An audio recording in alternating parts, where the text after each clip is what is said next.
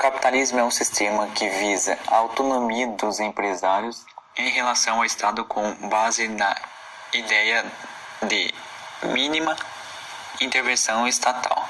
As relações desse sistema são baseadas na lei da oferta e procura, ou seja, os preços dos produtos são fixos de acordo com a procura que há deles.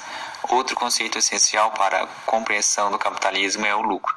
O lucro é basicamente o valor agregado sobre o custo da produção de um produto.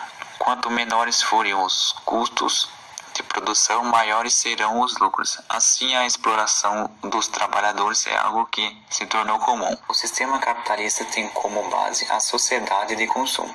Como sociedade de consumo é entendida aquela em que as necessidades de consumo influenciam o pensamento social, especialmente pelas medidas impulsionando a produção e a geração de lucros ao capitalista.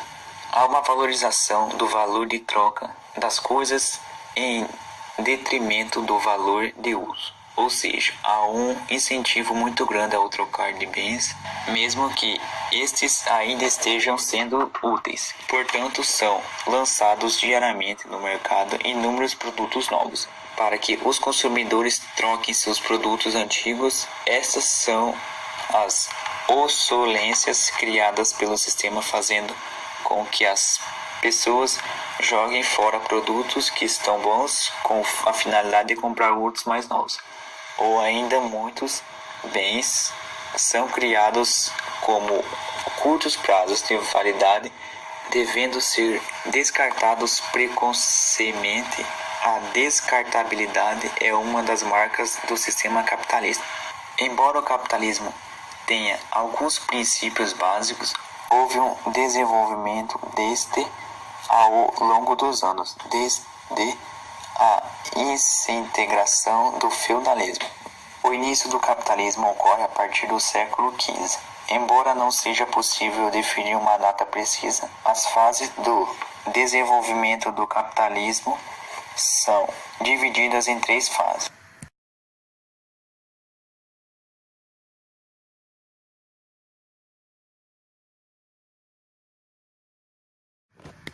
Capitalismo comercial, também conhecido como mercantilismo. Essa fase é marcada pela expansão marítima da Europa, com a conquista de novos territórios como a América, a Ásia e a África. Com a colonização, estas passaram a fornecer matérias-primas para a promoção de desenvolvimento europeu. Em troca de matérias-primas, as colônias recebiam produtos manufaturados. A prática do mercantilismo permaneceu até o século XVIII, na qual o governo absolutista intervia de forma intensa na economia. O objetivo principal do mercantilismo era o acúmulo de riquezas, as quais definiam o poder dos reinos. Além do pacto colonial, outras medidas também foram adotadas, como a prática do mercantilismo, que era a acumulação de metais, como o ouro e a prata.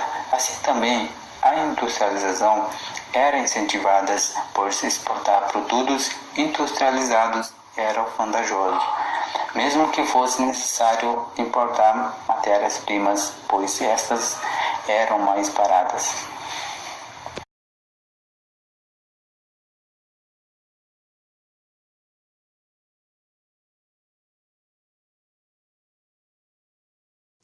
Capitalismo industrial. Esta fase do capitalismo é marcada por uma transformação também no pensamento social, especialmente em relação à noção de tempo e espaço. A inserção de novas técnicas a partir da evolução industrial modificou a forma pela qual a produção era efetuada. Houve uma ruptura também quanto ao modo como o Estado intervia na economia, implantando um pensamento inovador de livre iniciativa e individualidade. Substituíram os antigos equipamentos por outros mais modernos, como castas caravelas que foram trocadas por os navios mais sofisticados, e dos meios de comunicação rudimentares substituídos por os telégrafos. Além disso, a Inglaterra é considerada como o berço da Revolução Industrial, a qual impulsionou uma revolução também em outros países como a França, os Estados Unidos, o Japão, a Alemanha e a Itália, a qual ficou conhecido como Segunda Revolução Industrial. Em meados do século XIX, este período se destaca pela aceleração das transformações no espaço geográfico. Como vocês podem ver, é um esquema explicativo das mudanças que ocorreram neste período do capitalismo.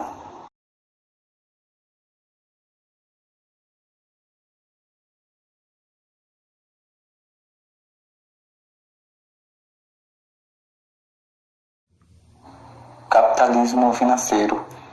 Nesta fase do capitalismo é tido o auge do imperialismo, a qual é uma política de expansão territorial que abarca também aspectos econômicos e culturais de uma nação sobre outras. A Europa não dava mais conta das necessidades do capitalismo, que precisava se expandir em busca de novos mercados, novas fontes de matérias-primas e mão de obra. O capitalismo financeiro possui algumas características relevantes, as quais são monopólio, oligopólio, cartel e trust. Monopólio, quando há um domínio de uma empresa em relação a um segmento específico. Oligopólio, quando apenas algumas empresas controlam a maior parte do mercado. Cartel, quando um pequeno grupo de empresas controla a distribuição, produção e o preço de serviço ou produtos. Trust, são empresas de um mesmo grupo que se organizam com a finalidade de ter todo o processo produtivo, visando a maior obtenção de lucros e entre os outros.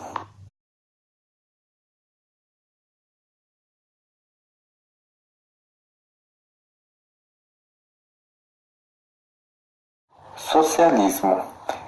Existem diversas diferenças entre o capitalismo e socialismo, sendo o principal deles o modo como exerce o controle dos meios de produção. No ideário socialista, os meios de produção cumprem uma função social, visando a coletividade.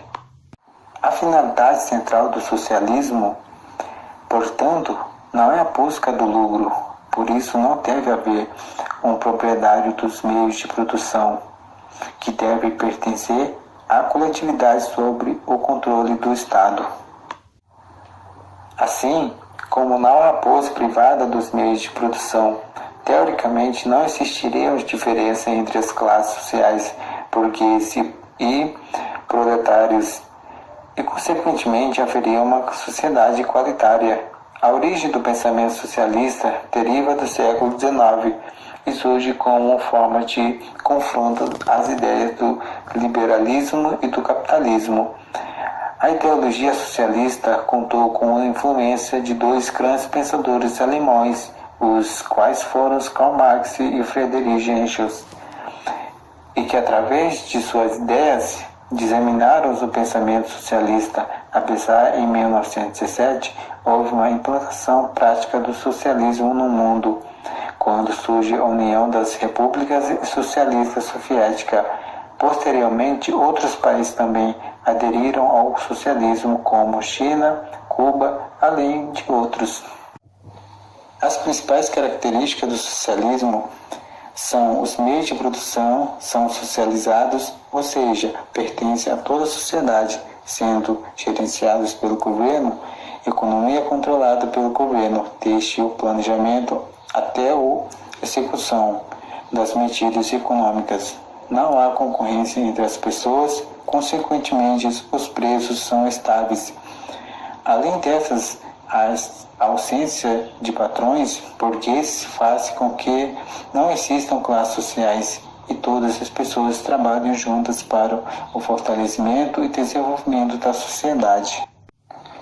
Embora seja possível verificar que o socialismo é um sistema mais igualitário e que visa melhorar a qualidade de vida das pessoas, ainda existe muita resistência em relação a ele.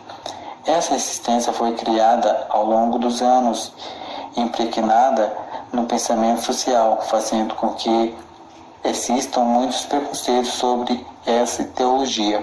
O mundo predominantemente capitalista e os países que buscam manter o sistema social enfrentam diversas dificuldades de relacionar-se com os outros países.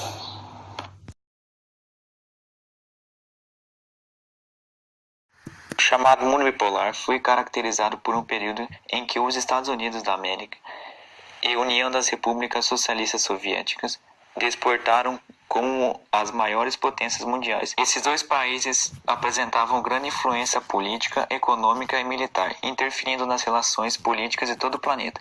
O mundo bipolar se estabeleceu após a Segunda Guerra Mundial, em 1945, onde grande parte dos países europeus envolvidos no conflito, em especial Alemanha, Itália, Austrália, Reino Unido e França, encontravam-se extremamente abalados devido à destruição de indústrias, propriedades agrícolas, pontes, rodovias, ferrovias, além de redução significativa do contingente populacional. Estima-se que cerca de 15 milhões de pessoas morreram na Europa durante a guerra. Esse cenário foi propício para a expansão da influência estadunidense e soviética, que, mesmo participando ativamente desses conflitos, conseguiram atingir propriedades econômicas, fortalecer o aparato militar, fabricar armas nucleares e exercer controle de alguns territórios. Porém, havia grande rivalidade entre as duas subpotências, que apresentavam sistemas políticos antagônicos. Estados Unidos, União das Repúblicas Socialistas Soviéticas, socialista, fato que provocou a divisão do mundo em dois grandes blocos com ideologias distintas. A União Soviética passou a exercer influência no leste europeu, em Cuba e em algumas porções da África e da Ásia. Os Estados Unidos, por sua vez, criou o Plano Marshall, destinado às verbas para a reestruturação dos países envolvidos na guerra, além de expandir sua hegemonia na América, Oceania, Europa Ocidental e na maioria dos países africanos e asiáticos. Essa corrida para desmarcar e ampliar áreas de influência desencadeou uma série de conflitos armados e intervenções políticas. Entre os acontecidos relacionados a esse processo estão Guerra da Coreia, Guerra do Vietnã, Revolução Cubana, divisão do território alemão, fornecimento de armas para conflitos étnicos separatistas na África, financiamento para as ditaduras militares no Brasil e no Chile, golpes políticos na Hungria e na antiga Checoslováquia, etc. Essa ordem geopolítica bipolar começou a enfraquecer durante a década de 1980, visto que a URSS, em razão da estagnação industrial e agrícola, enfrentou uma intensa crise econômica que resultou na queda de produtividade de bens de consumo, roupas, alimentos, eletrodomésticos, etc. O país atingiu tal situação em fase dos altos investimentos em armamentos e a defasagem tecnológica em relação aos países capitalistas. Após 46 anos, teve o fim do mundo bipolar, fato caracterizado com a fragmentação da União das Repúblicas Socialistas Soviéticas.